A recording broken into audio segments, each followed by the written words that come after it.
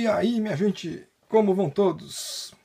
Estou de volta aqui, vamos fazer agora uma demonstração de pintura, né? Um retrato, que é o tema atual aí do momento que eu estou fazendo no canal.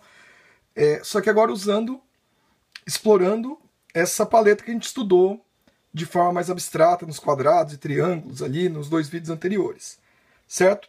Então, como eu venho dizendo, todas as paletas de cor que eu apresentar aqui, elas sempre vão ter uma versão com o preto e outra sem o preto. O branco é essencial para a técnica que eu uso, porque ele vai fazer a luz através da cobertura opaca, né?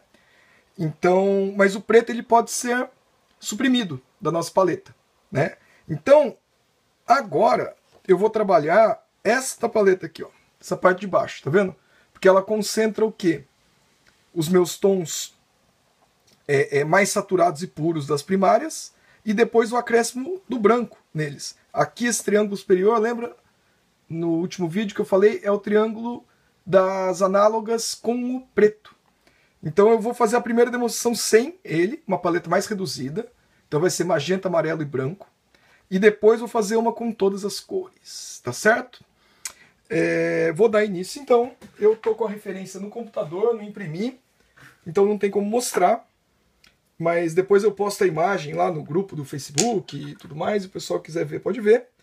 Mas decidi fazer, depois de algumas sugestões aí, a noiva do Frankenstein. Teve até uma amiga nossa aí que está estudando guache também, que entrou agora no grupo, me desculpe, seu nome fugiu, você acabou de fazer uma mulher, a noiva do Frankenstein, a gente até brincou lá conversando sobre isso, e resolvi fazer uma também, não peguei a mesma referência, mas peguei, escolhi, é da mesma atriz, do mesmo filme. Depois eu posto no grupo lá para vocês verem. E resolvi fazer sem o preto, numa chave mais alta, tá? Então também tem essa questão, né? Pra gente lembrar, chave alta, eu fiz já um de chave alta anteriormente. Chave alta quer dizer pegar a referência que tem um contraste normal e trabalhar todos os tons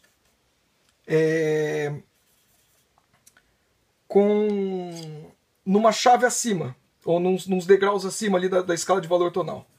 Então eu forço, fica geralmente um tom enevoado, esbranquiçado das coisas, né? É isso que esse tipo de chave cria. Vamos lá, estou preparando aqui do lado, né? Eu sempre tento deixar mais ou menos no ângulo aí um pedaço da paleta para que vocês vejam a mistura da cor, ver o tempo que demora para misturar a cor e tudo mais. E eu estou preparando um tom médio, geralmente, que eu uso para começar a fazer o desenho. Então vamos lá. Geralmente eu até desenho de pé, vocês não estão me vendo aqui, que eu só deixo minha mão aparecendo de vez em quando, mas eu sento e fico de pé várias vezes no meio da pintura. Às vezes eu faço coisas de pé, às vezes eu faço coisas sentado. Então vamos lá. Forma bem simples, né? Pensando secar um pouquinho o pincel, numa estrutura mais geométrica. A gente não deve começar a pintar pensando em detalhe, né? Sempre pensar nos eixos, se for um retrato, né? Nessa estrutura tridimensional do rosto. Linha dos olhos.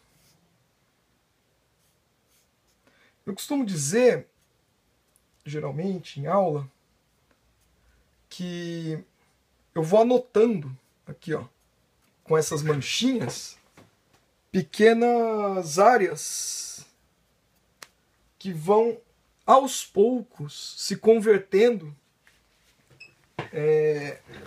no que eu vou perceber como olho, nariz e boca. Tá vendo? Assim faz com que eu vá descobrindo a verdadeira forma das coisas, ou pelo menos a forma que mais me agrada, porque é sempre uma interpretação, né? Vale lembrar, eu nunca tento copiar a referência, foto, natureza, quando eu faço paisagem. É sempre lembrar que é uma interpretação.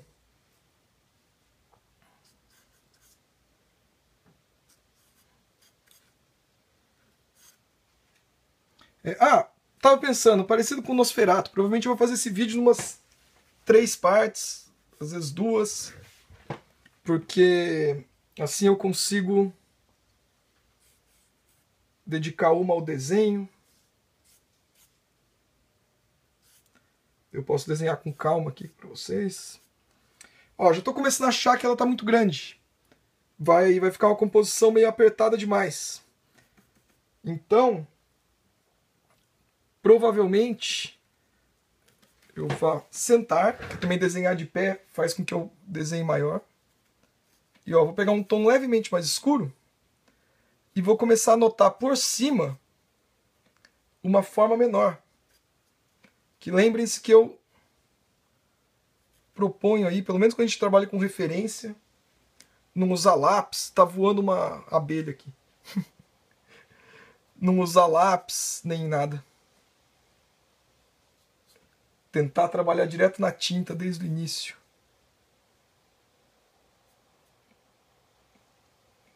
Eu posso afinar. Abelhinha, quer aparecer no vídeo mesmo? Talvez eu possa afinar um pouco o rosto dela. Estilizar mais.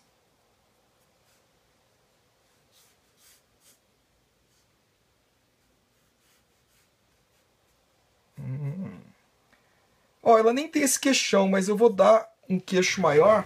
Tá vendo que impõe mais força pro personagem. Queixão um pouco exagerado.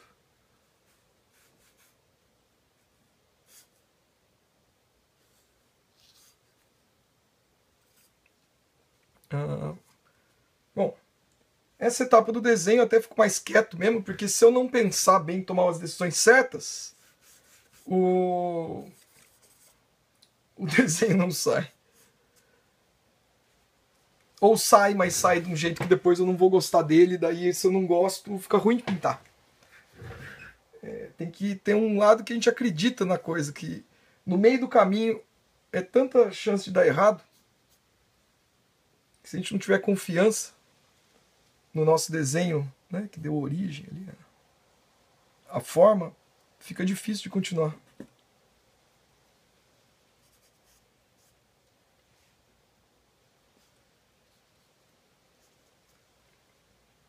Tá vendo que eu evito o máximo definir muito? Porque a gente define, a gente aprisiona muitas vezes a forma. Principalmente se a gente começa a sucumbir aí aos vícios, né? As olhinho decorado, aqueles olhinho fórmula, né? Muito viciada de desenho, que às vezes a gente carrega aí da infância, adolescência, sei lá. Eu fiz um monte de estudo que me deixou com uns vícios de desenho quando eu era mais moleque, e lia muito quadrinho de super-herói, mangá, e ficava fazendo exercício daquelas revistinhas e tal. Depois foi um tempo para desintoxicar meu sistema desse monte de vício e tentar achar uma forma mais única ali para cada coisa. Não que a gente vá também descobrir uma forma única, mas pelo menos se você se der o trabalho de pensar qual é o melhor formato pro olho desse personagem, dessa cena, desse momento, é melhor do que já sair tacando um olhinho logo de cara, porque você fala, olho é assim, daí desenha um olho. Eu percebo isso entre os alunos. Vai um tempo para adquirir uma consciência do que está fazendo. Então tentem ficar atentos a isso. Adquirir uma consciência de por que eu estou fazendo isso, né? Bom, o cabelo dela tem esse jogo pra cá e pra cá, que eu acho que ele vai morrer na quina. Agora vamos deixar essa composição mais interessante. Ela tá, que é legal, com o tronco virado para cá e o rosto virado para cá. Então esse aqui é o ombro dela, né? E isso dá um dinamismo bacana também.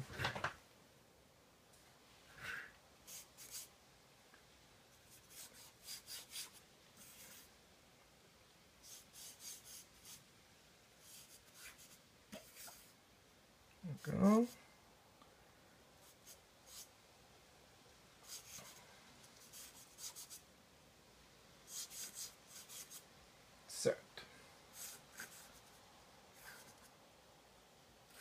E aqui a famosa mecha branca, né, que ficou imortalizada.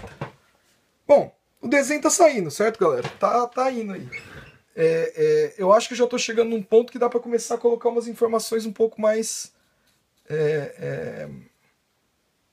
definitivas.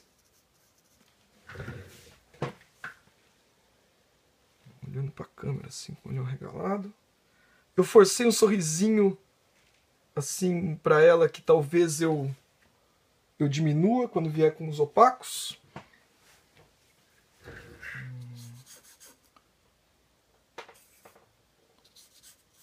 E eu dei uma esticada também nela, né? Beleza. Acho que agora eu posso começar a fazer o que eu chamo de dar um Ctrl S no desenho. Ah, vamos lembrar uma coisa, né, galera? Eu falei que eu não vou usar o preto, então eu tenho que ter em consideração que esse magenta puro é o meu preto, né? Ou é o meu valor mais baixo, que seria o ideal de chamar. Então o meu tom mais escuro. Quer ver? Eu vou colocar um pouquinho dele aqui puro pra gente ver, ó. Então, eu tenho que me que decidir, que entender logo de cara que isso aqui vai ser o meu tom mais escuro.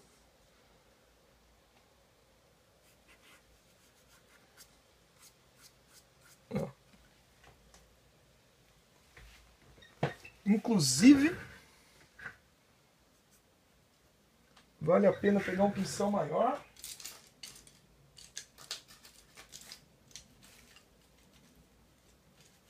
E já começar a tirar o branco. Usando o magenta como base, vamos lá. Eu falei que ia dar o Ctrl S no desenho, mas eu não vou ainda por um motivo que eu me lembrei agora. Quando o amarelo está presente no jogo, é melhor você fazer as manchas mais amplas antes de definir um pouco melhor o desenho, porque o amarelo ele cobre. O amarelo é treta. Então, vou começar a trabalhar agora umas manchas para tirar o branco do papel praticamente.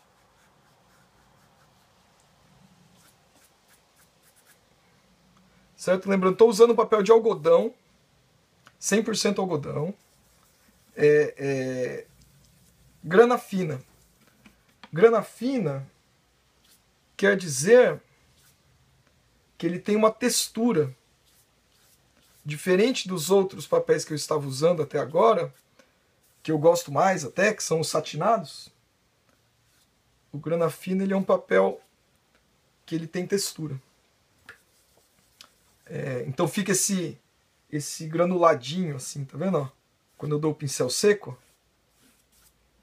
Que é bonito também. O pessoal de aquarela geralmente prefere o grana fina. Mas como ele marca menos também. Mas eu gosto mais do satinado, que é o papel que não tem a textura. Só que eu vario também, às vezes, para não ficar muito na zona de conforto, para não. Que é legal também saber mexer nos dois, né? Mas preferência, assim, é o. Ó, antes de secar a borda, para não endurecer, eu já venho com água.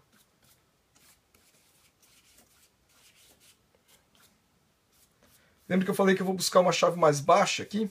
Mais alta, nessa imagem? Então reparem como eu estou borrando, estou criando uma atmosfera, uma luminosidade, né?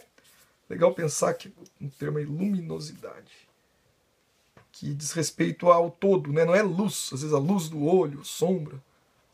A luminosidade da cena, a atmosfera da cena. Bom, vou ter que recorrer aqui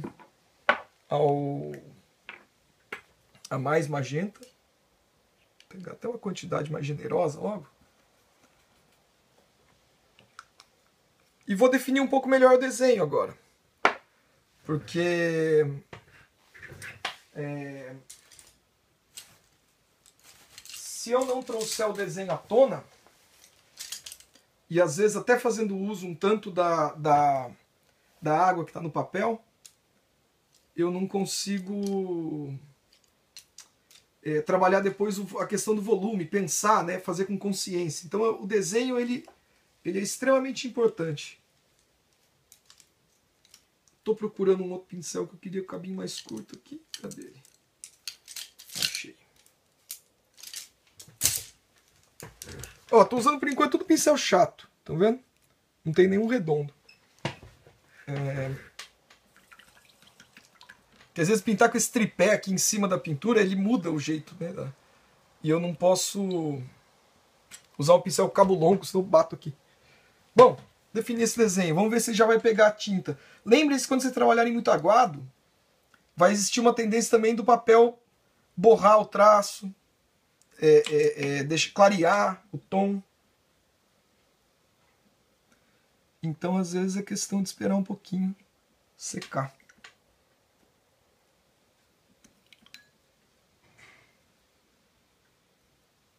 Vou trabalhar com a tinta densa agora, né, o magenta mais puro, para se impor aqui nesse meio.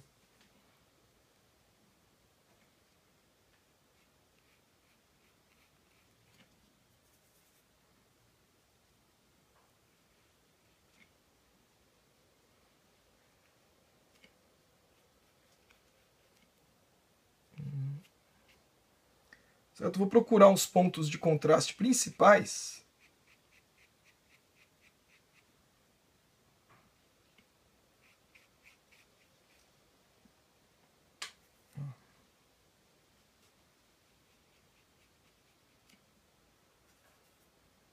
E marcando.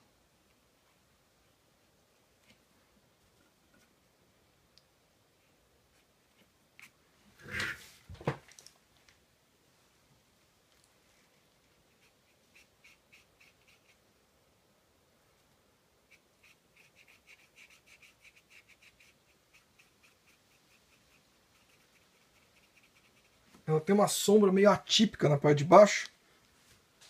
Já quero deixar o tom preparado, escuro, preparado para isso.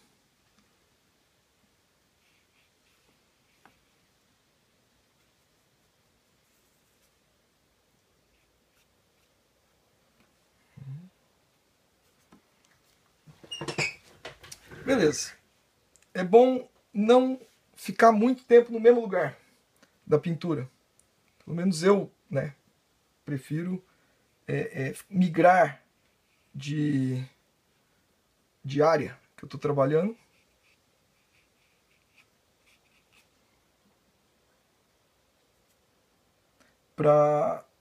Até para refrescar um pouco a cabeça na hora que eu voltar, né, para mexer nesse canto aqui. Não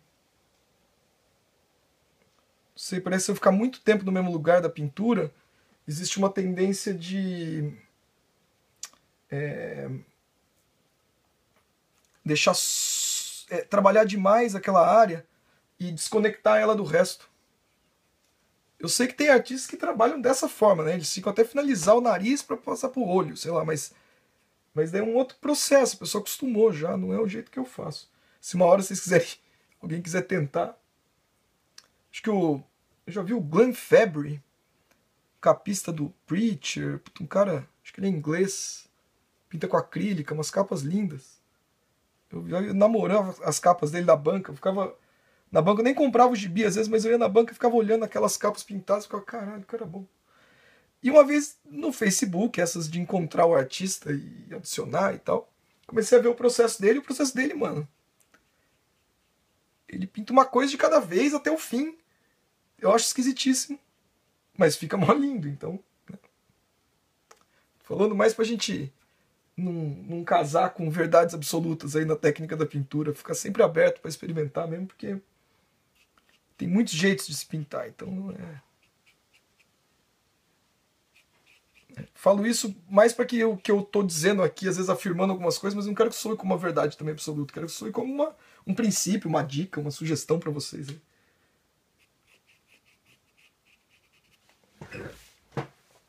Ó, vocês veem que já está começando a marcar uma sensação de sombra, né? Também. Eu ia definir mais o desenho, mas o desenho dela é tão delicado que às vezes depende de umas massas de sombra, para que eu consiga realmente atingir aí a forma. A forma. Deixa eu ver, deixar o olho mais arregaladão assim.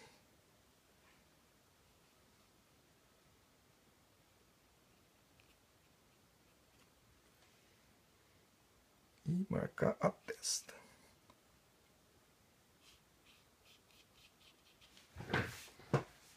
A forma está começando, né, a se... como que eu posso dizer? Eu sinto que ela vai uma hora encaixando e me mostrando uma lógica que em algum momento eu percebo o melhor caminho a seguir, assim, mas tem que ir pintando mesmo. Bom, eu vou tentar, como eu falei, nesse primeiro momento aqui, definir bem o desenho, os tons mais escuros. E daí eu parto no próximo vídeo para a abordagem da pintura mais direta. Talvez consiga acabar em 2. Vamos ver o que vai surgir aqui de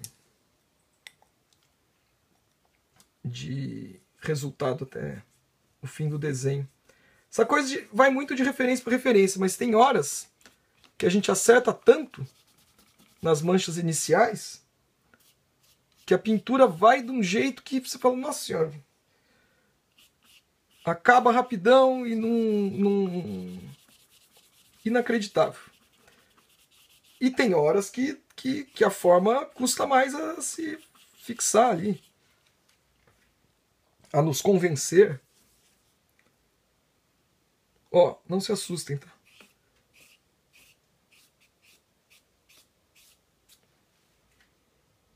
Às vezes precisa dar uma atropelada para criar uma margem boa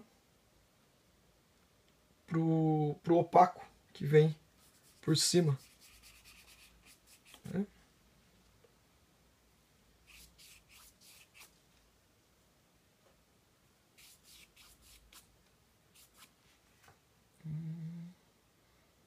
Estamos chegando lá. Tem que pegar mais magenta. Nossa senhora, tá indo tudo magenta.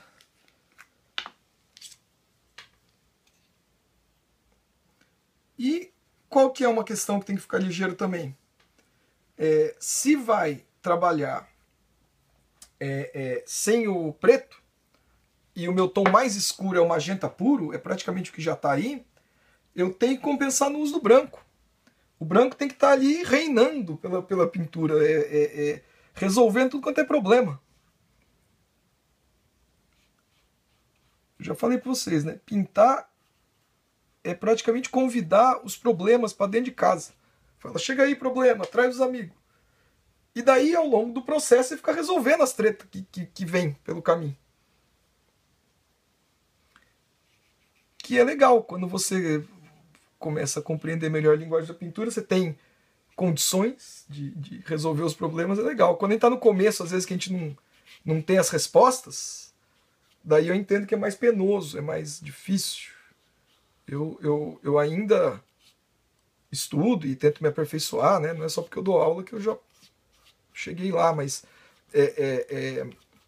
com a base que eu tenho, já de anos de experiência, me dá uma calma, às vezes, saber que tem as respostas para os problemas. Não vai acabar o mundo. É só, ainda mais hoje em dia, com a internet, com esses recursos todos aí digitais de trocar informação, conhecimento.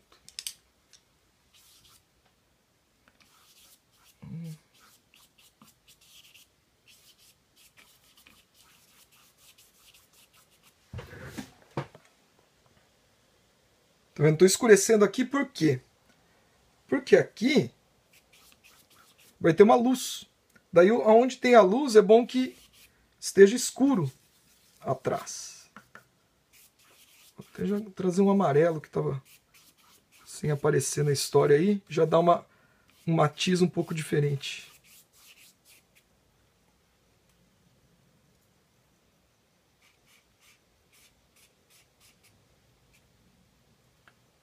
O papel deu uma enrugadinha, porque eu estou usando bastante água, mas assim que secar ele volta ao normal, porque é papel de algodão. E daqui para frente eu não vou precisar de tanta água. Porque daí quando eu começar a adensar mesmo, vai que vai. Marcar um pouquinho do olho dela. E eu acho que essa primeira etapa a gente pode concluir.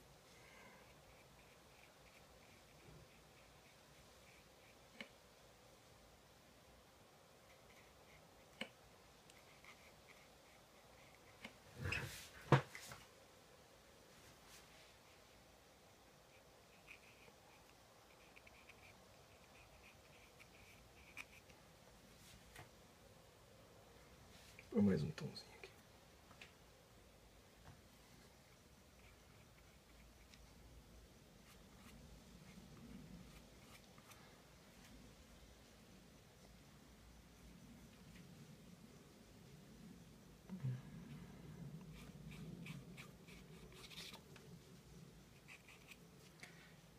Bom, essa primeira etapa, desenhar, fazer uma marcação geral transparente, eu acho que está concluída. Eu vou encerrar por aqui, vou esperar o papel secar bem, para perder esse... Tá vendo que ficou esse fofinho aqui? E aqui é ruim trabalhar com ele ondulado, né? Ele tem 200 gramas esse papel, por mais que ele seja 100% de algodão, ele não é tão grosso. Mas secando ele estica, e depois que esticar eu venho com o opaco por cima, não vou mais precisar de tanta água, então ele vai funcionar numa boa. Valeu aí por ter acompanhado até esse momento. Em breve estou postando um outro vídeo e fazendo a continuação. Falou, um abração, até mais.